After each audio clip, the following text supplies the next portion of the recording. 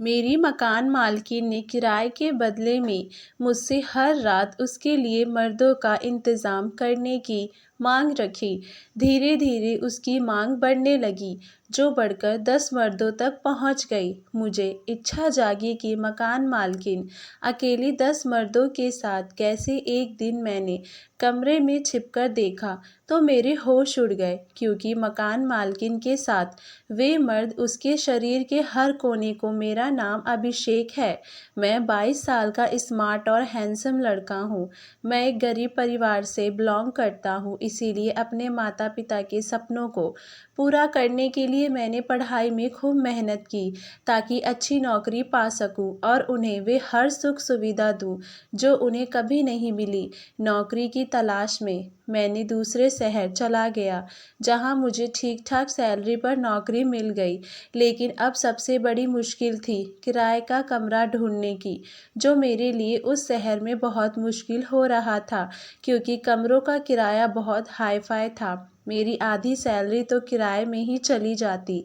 मेरे बात करने का अंदाज ऐसा था कि बहुत जल्दी सामने वाले से दोस्ती हो जाती थी, इसीलिए ऑफिस में भी कई लोगों से दोस्ती हो गई थी। वो सब मुझसे कहने लगे कि अगर उनके फ्लैट में जगह होती तो वे मुझे खुशी खुशी अपने साथ रख लेते, लेकिन वे लोग पहले से ही यहाँ नौकरी कर रहे थे, इसीलिए उनके कमरे में जगह नहीं थी। मेरा उस शहर में रह पाना मुश्किल होता जा रहा था, क्योंकि मैं होटल में रुका हुआ था जिसका रेंट बहुत ज़्यादा था। मैं बहुत निराश हो गया था, लेकिन मुझे अपने बजट का कमरा मिल ही नहीं रहा था। आज शाम में फिर कमरा ढूंढने निकल पड़ा। एक घर में पहुंचा तो वहां 2 औरतें और एक आदमी बैठे थे। घर दिखने में बहुत सुंदर था। पहले पूछने की हिम्मत नहीं हुई, फिर मैंने सोचा पूछ लेता हूँ, ज़्यादा से ज़्यादा क्या होगा, किराया ही तो ज़्यादा निकलेगा। मैंने जैसे ही किराया पूछा, मेरी सोच के मुताबिक किराया बहुत ज़्यादा निकला। मैं उन अंकल से रिक्वेस्ट करने लगा कि प्लीज़ मुझे कमरा किराए पर कमरा दे दें।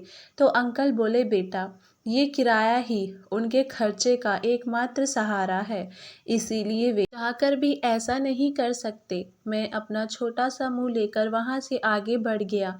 आगे मैं चलता जा रहा था, लेकिन मुझे कहीं भी फ्लैट लिखा नहीं दिख रहा था। मैं निराश में रुआसा हुआ चला जा रहा था। तभी एक गाड़ी मेरे आगे रुकी और एक औरत उसमें से निकली। वो वही औरत थी जो पिछले घर में बैठी हुई थी। वे मुझसे बोली, तुम कमरे का कितना किराया दे सकते हो? मैंने उन्हें बता दिया और उन्होंने कहा, ठीक है, तुम मेरे घर में रह लो।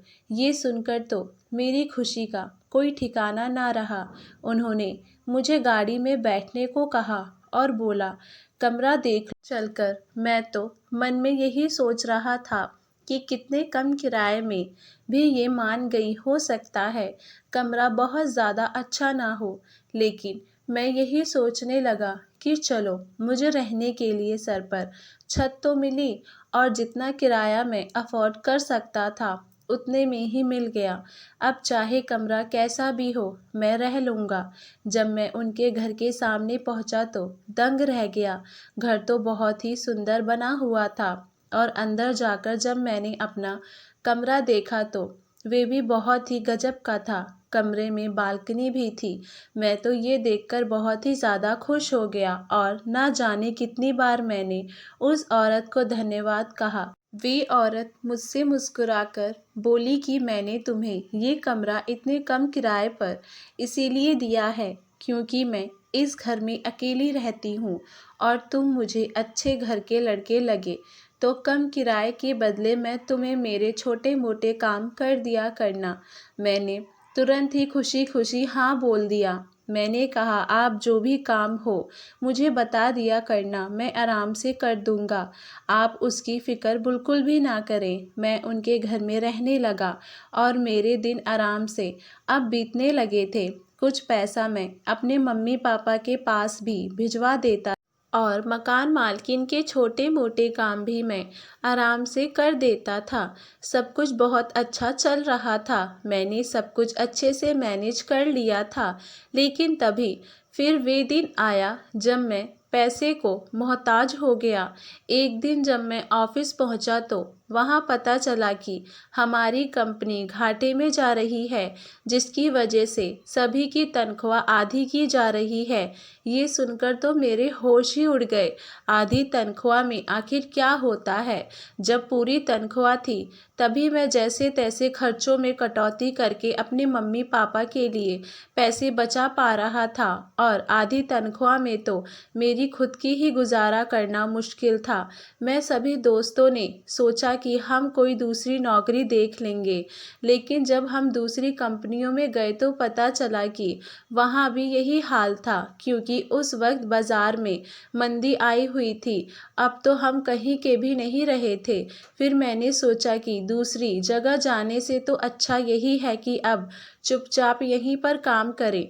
जब कमरे का किराया देने का समय आया तो मैंने अपनी मकान मालकिन से कुछ वक्त मांगा। मैंने सोचा कि मैं कोई दूसरा जुगाड़ करके पैसा कमा लूँगा और फिर किराया चुका दूँगा। लेकिन ये सब करते करते 4 महीने बीत गए, पर मैं एक ढेला भी एक्स्ट्रा नहीं कमा पाया। 5वें महीने में जब किराया देने की बारी आई तो मेरी मकान मालकिन मुझसे गुस्सा हो गई। वे बोली कि एक तो मैंने तुम्हें इतने कम किराए पर कमरा दे रखा है, ऊपर से तुम मुझे ही बेवकूफ़ बना रहे हो और फ़ायदा उठा रहे हो। मैं उस वक्त बहुत ज़्यादा दुखी था, इसीलिए अपनी भावनाओं को संभाल नहीं सका और उनके सामने ही रो पड़ा और उन्हें सब कुछ बता दिया। मेरी बात सुनकर वे मुझसे बोली, अगर ऐसी बात है कि तुम्हें कोई दूसरा काम भी नहीं मिल रहा है, तो क्या तुम मेरे लिए काम करोगे? मैंने अचंभे से उनकी तरफ देखा। उनका काम से उनका क्या मतलब था? तो वे बोली कि इतने दिनों में मैंने ये ध्यान दिया है कि तुम बहुत जल्दी किसी से भी दोस्ती कर लेते हो। तुम्हारे बात करने का तरीका बहुत अच्छा है, इसीलिए मैं चाहती हूँ कि तुम हर रोज़ एक आदमी का मेरे लिए इंतज़ाम करो। उनके मुँह से ऐसी बात सुनकर मैं दंग रह गया। मैंने उनसे कहा कि मैं कोई ऐसा वैसा लड़का नहीं हूँ, मैं इस तरह के काम नहीं कर सकता। वे मुझसे बोली, ठीक है, अगर नहीं कर सकते तो मैं तुम्हें 2 दिन का वक्त देती हूँ। 2 दिन में या तो मेरा 5 महीने का किराया दो या ये कमरा खाली करो और अपना सामान भी यहीं छोड़कर जाना। अब मेरी हालत बहुत ज़्यादा ख़राब हो चुकी थी। मुझे समझ ही नहीं आ रहा था कि इन 2 दिनों में मैं 5 महीने के किराए का बंदोबस्त आखिर कहाँ से करूँ। मेरे दोस्त भी इस समय बहुत परेशान चल रहे थे, तो मैं उनसे भी मदद नहीं मांग सकता था। मुझे बहुत ज़्यादा गुस्सा आ रहा था, क्योंकि मैंने अक्सर यही देखा था कि जो लोग गलत काम करते हैं तभी भगवान उन्हें ढेर सारा पैसा देता है, और मैं जो एक शरीफत की ज़िंदगी जी रहा था और अपने माता पिता की खुशियों के लिए जी तोड़ मेहनत कर रहा था, तो उन्होंने मेरे साथ ही ऐसा क्यों किया? अब मेरे मन में खुद तो ख़त्म करने के ख्याल आने लगे। मैंने सोचा, ऐसी ज़िंदगी जीने से क्या फ़ायदा जो मैं अपने माँ बाप पर ही बोझ बन जाऊँ। इसीलिए मैंने सोचा कि अब मैं खुद को ख़त्म कर लूँगा। लेकिन शाम को मेरे पास माँ का फ़ोन आ गया और उन्होंने बताया कि पापा की तबीयत आजकल ज़्यादा ठीक नहीं रहती है और उन्हें पास के ही एक डॉक्टर को दिखाया है। दवाइयाँ बहुत महंगी है, तो मैं उन्हें अगले हफ्ते मनी ऑर्डर भिजवा दूँ। ये सुनकर मेरे तो होश ही उड़ गए। मैंने सोचा, अगर मैं खुद को ख़त्म कर लूँगा तो मेरे माता पिता का क्या होगा? वे तो जीते जी ही मर जाएंगे। मैंने अब फैसला कर लिया कि अब चाहे कोई गलत काम हो या सही, मुझे उससे कोई मतलब नहीं। मुझे सिर्फ पैसा कमाने से मतलब है। मैंने तुरंत ही रात में जाकर अपनी मकान मालकिन को बोल दिया कि मैं उनका काम करने के लिए तैयार हूँ। वे मेरी बात सुनकर बहुत ज़्यादा खुश हो गई और बोली कि ठीक है, तो कल से ही तुम मुझे एक मर्द लाकर दे देना, लेकिन उसे यहाँ लेकर मत आना। मैं तुम्हें एक एड्रेस देती हूँ, उसे लेकर तुम वहीं पहुँचना। मैंने कहा, ठीक है। पहले दिन मैंने एक आदमी से दोस्ती की और उसे अपनी बातों में फंसाकर अपनी मकान मालकिन के बताए हुए एड्रेस पर लेकर मैं उसे पहुंच गया। उस दिन मेरे मकान मालकिन बहुत ही खूबसूरत तरीके से सजी धजी थी। उस आदमी को देखकर वे बहुत खुश हो गई। वे आदमी भी मेरी मकान मालकिन को देखकर लाड टपकाने लगा। उसके बाद वे उसे लेकर अंदर चली गई और मैं चुपचाप वापस अपने कमरे पर लौट आया। अब मैं ऑफिस का काम निपटाकर हर रोज़ अपनी मकान मालकिन के लिए एक मर्द का इंतज़ाम करता और उसके बताए हुए पते पर लेकर पहुंच जाता। एक दिन जब मैं ऑफिस में था तभी मेरे दोस्त की तबीयत अचानक से खराब हुई तो मैं उसे लेकर अस्पताल भागा। जब मैं अस्पताल में बैठा हुआ था तभी मैंने वहां अपनी मकान मालकिन को देखा। मैंने सोचा ये आखिर यहाँ किस काम से आई हुई हैं। फिर मुझे लगा कि होगा इन्हें कोई काम। मेरे दोस्त को टाइफाइड निकला और उसकी कई जांच भी हुई। फिर हम दवा लेकर उसके कमरे पर वापस आ गए। शाम को जब मैं अपने कमरे में पहुंचा तो मेरी मकान मालकिन ने मेरे हाथ में 10,000 पकड़ा दिए। इतने रुपए एक साथ देखकर तो मैं बहुत खुश हो गया। वे बोली कि तुम बहुत अच्छा काम कर रहे हो, लेकिन अब तुम्हें अपना काम बढ़ाना होगा। मैंने कहा, क्या मतलब है आपकी इस बात का? तो वे बोली कि अब तुम्हें मेरे लिए कई सारे मर्दों का इंतज़ाम करना होगा। उनके ये बात सुनकर मेरे होश उड़ गए। मैंने कहा कि मैं ऐसा नहीं कर सकता। तो वे बोली कि अगर तुमने ऐसा किया तो ये पैसे दुगने तिगने हो जाएंगे। उनके ये बात सुनकर तो मेरे मन में लालच आ गया।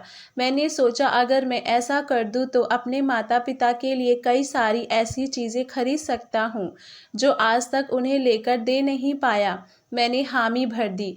अब मैं उनके लिए कभी 6, कभी 7 तो कभी 10 मर्दों को एक साथ लेकर जाने लगा। लेकिन मैं बहुत ही अचंभित होता कि वे एक साथ इतने मर्दों के साथ आखिर कैसे कर लेती हैं। इनके शरीर में इतनी क्षमता कैसे है। कुछ महीनों के बाद मेरा दोस्त जब अपने टाइफाइड का चेकअप दोबारा से कराने के लिए अस्पताल पहुंचा तो मैं भी उसके साथ गया। जब मैं वहां बैठा हुआ था तो मैंने एक बार फिर अपनी मकान मालकिन को उसी अस्पताल में देखा। मैं हैरत में था कि आखिर ये यहाँ क्यों आती हैं। पहले मैंने सोचा कि मैं जाकर चेक करूं, लेकिन तब तक मेरा दोस्त रिपोर्ट लेकर आ गया और उसने मुझे साथ चलने को कहा। मैं उसके सामने कुछ भी जाहिर नहीं करना चाहता था, इसीलिए चुपचाप उसके साथ वापस चला गया। मकान मालकिन का काम करने के कारण अब मैं बहुत अच्छी ज़िंदगी जी रहा था, क्योंकि अब मेरे पास रुपये पैसों की कोई भी कमी नहीं थी। ये देखकर मेरा दोस्त मुझसे कहने लगा कि तेरे हाथ में क्या खजाना लग गया है।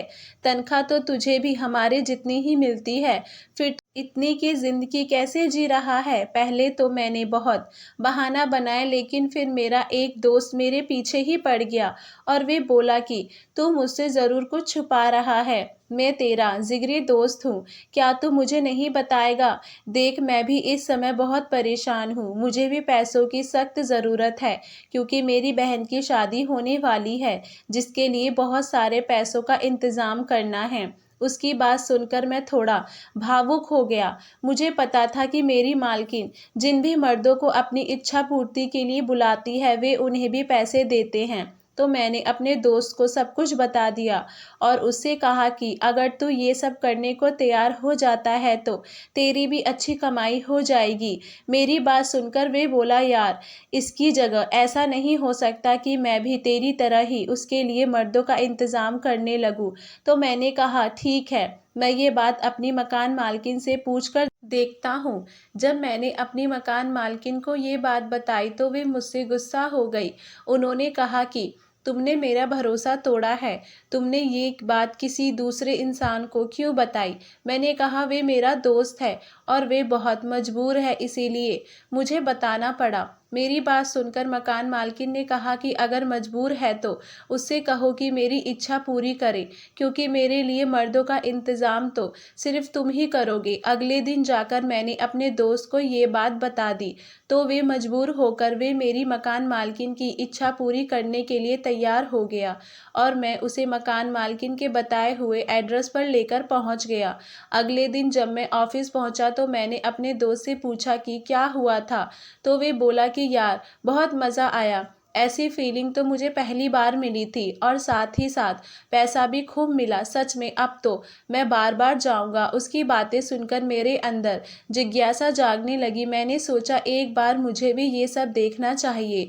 फिर एक हफ्ते के बाद जब मेरा दोस्त दोबारा से मेरी मकान मालकिन के साथ गया तो मैं चुपके से उसके कमरे के बाहर छुप गया और धीरे से खिड़की खोलकर अंदर देखने लगा। अंदर का नज़ारा देखकर तो मैं दंग ही रह गया। मेरी मकान मालकिन एक साथ 10 मर्दों के साथ थी। वे सब उसके शरीर का मुआयना कर रहे थे और फिर तो वे हुआ जिसे जन्नत कहते हैं। वे सब देखते हुए मेरी सांसें चढ़ गई और पसीना भी आने लगा। अब तो मेरे अंदर भी अरमान जागने लगे। कमरे पर लौटकर मेरी जवानी भी तूफान मारने लगी। मैं भी सोचने लगा कि काश मुझे भी ये जन्नत देखने को मिले। मैंने सोच लिया कि अब मैं मकान मालकिन से बात करूंगा कि मुझे भी आप सेवा का मौका दे। लेकिन कुछ हफ्तों तक ऑफिस में इतना ज़्यादा काम बढ़ गया कि मेरे शरीर में उतनी क्षमता ही नहीं बच रही थी। इसीलिए मुझे कुछ दिनों का इंतज़ाम करना पड़ा। धीरे धीरे करके ऐसे 2 महीने बीत गए। एक दिन मेरे दोस्त की तबीयत बहुत ज़्यादा ख़राब रहने लगी तो मैं उसे डॉक्टर के पास ले गया। डॉक्टर ने उसके लक्षणों को देखा और फिर उसे जांच करने के लिए भेजा। मैं अपने दोस्त का बैठे हुए इंतज़ार कर रहा था, तभी मैंने अपनी मकान मालकिन को फिर से उस अस्पताल में देखा। मैं तुरंत ही जिस डॉक्टर के कैबिन से बाहर निकला था वहां पहुंचा। उसके जाते ही मैं अंदर गया और मैंने डॉक्टर से पूछा कि वे जो लेडीज़ अभी आई हुई थी वे किसके लिए आई थी। तो डॉक्टर ने कहा कि वे अपना इलाज करा रही है। तो मैंने पूछा कि उन्हें क्या दिक्कत है। उसके बाद डॉक्टर ने मुझसे जो कहा मेरे तो होश ही उड़ गए। ऐसा लगा जैसे पैरों तली जमीन ही खिसक गई हो। मैं तुरंत ही अपने दोस्त के पास भागकर पहुंचा। मेरा दोस्त अपना चेकअप करा चुका था और रिपोर्ट 2 घंटे बाद मिलनी थी। मेरे दोस्त ने जब मेरा चेहरा देखा तो वे बोला, तो इतना घबराया हुआ क्यों है? अरे मुझे ज़्यादा कुछ नहीं हुआ होगा। उसकी बात सुनकर मेरी आंखों से आंसू बहने लगे। वे मुझे समझाया जा रहा था जबकि मेरे दिमाग में तो कुछ और ही चल रहा था। मैं तो आज रात खुद उस मकान मालकिन के साथ अपनी हसरत पूरी करने के अरमान सजाए बैठा हुआ था, लेकिन भगवान ने मुझे तो बचा लिया, लेकिन मेरा दोस्त नहीं बचा। मैं ये सब सोच ही रहा था कि तभी मेरे दोस्त ने मुझे झटके से हिलाया तो मैं किसी नींद से जागा। वे बोला, तू किस सोच में पड़ गया? मैंने रोते रोते उसे सब कुछ बता दिया। मेरी बात सुनकर उसके भी हाथ पैर ढीले पड़ गए और वे सर पकड़कर बैठ गया। 2 घंटे बाद जब रिपोर्ट आई तो वे वही हुआ जिसका हमें डर था। हम बिना समय गवाए पुलिस के पास पहुंचे और पुलिस को सारी बातें बता दी। 2 घंटे के अंदर में पुलिस के साथ अपनी मकान मालकिन के घर में खड़ा हुआ था। पुलिस ने उन्हें गिरफ्तार कर लिया और हम दोनों को भी गिरफ्तार कर लिया, क्योंकि कहीं ना कहीं इन सब में हम भी शामिल थे। मैंने अपनी मकान मालकिन से पूछा कि आखिर तूने हमारे साथ ऐसा क्यों किया? तो वे मुझसे बोली कि तुम्हारे साथ तो मैंने कुछ भी नहीं किया और अपने दोस्त को तो तुम खुद ही मेरे पास लेकर आए थे। मैंने कहा, तुम्हें ऐसा करते हुए शर्म नहीं आई? तुमने न जाने कितनों की ज़िंदगी बर्बाद कर दी। वे गुस्से में चिल्लाकर बोली, और मेरी ज़िंदगी बर्बाद हुई उसका क्या? फिर तो वे बताने लगी कि इन सब की शुरुआत कैसे हुई। वे बोली कि मेरा एक प्रेमी था और मैं उससे बहुत प्यार करती थी। उसकी खातिर मैं अपने माँ बाप से लड़कर उसके साथ भाग आई, लेकिन जब उसने अपने शरीर की इच्छा मेरे साथ पूरी कर ली तो वे मुकर गया। मैंने उसे मनाने की बहुत कोशिश की, लेकिन वे नहीं माना। फिर मैंने देखा कि वे तो मेरे साथ साथ ना जाने कितनी लड़कियों के साथ रिश्ते में था। ये देखकर मेरा दिल टूट गया और मैं वापस अपने घर चली आई। मेरे माँ बाप ने मुझे खुशी खुशी अपना लिया। मैं अपने माँ बाप की एकलौती संतान थी और मेरे घर में पैसों की कोई कमी नहीं थी, क्योंकि अपने पिता की सारी जायदाद की मैं अकेले ही मालकिन थी। कुछ महीनों के बाद मेरे पिता ने मेरी शादी एक बहुत अमीर परिवार के लड़के से कर दी। मैंने सोचा कि अब मैं अपना सारा प्यार अपने पति को ही दूंगी, लेकिन शादी के कुछ महीनों बाद पता चला कि वे भी दूसरी औरत के साथ रिश्ते बनाते हैं। अब तो मेरा भरोसा ही उठ गया था। मुझे मर्दों से नफ़रत होने लगी, क्योंकि मैंने जिस भी मर्द को करीब से जाना वे सिर्फ शरीर का भूखा निकला। उसके लिए प्यार का कोई मोल नहीं था, सिर्फ जिस्म की चाहत थी। मैंने सोचा कि मैं अपने पति को तलाक दे दूंगी और अब ज़िंदगी भर अकेली रहूंगी। ये सोचकर उसे तलाक देकर मैं अपने घर लौट आई। लेकिन कुछ महीनों बाद एक ऐसी बात सामने आई जिससे मेरी दुनिया ही हिल गई।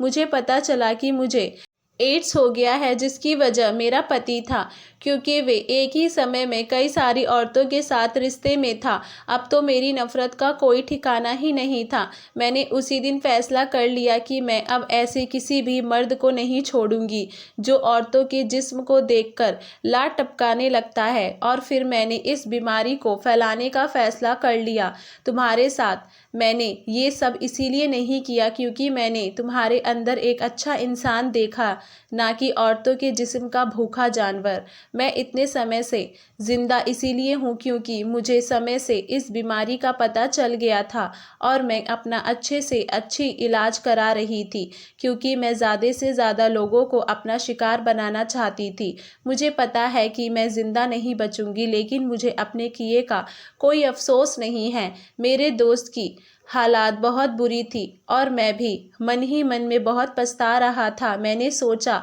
लालच के चक्कर में मैंने अपने ही दोस्त को मौत के मुंह में झोंक दिया। धन्यवाद दोस्तों। आपको हमारी कहानी कैसी लगी हमें नीचे कमेंट बॉक्स में अपनी राय ज़रूर बताइएगा और हमारे चैनल वानी वॉइस को लाइक शेयर सब्सक्राइब करना ना भूलें। अगर आप हमारे चैनल पर नए हैं तो हमारे चैनल को सब्सक्राइब ज़रूर करें।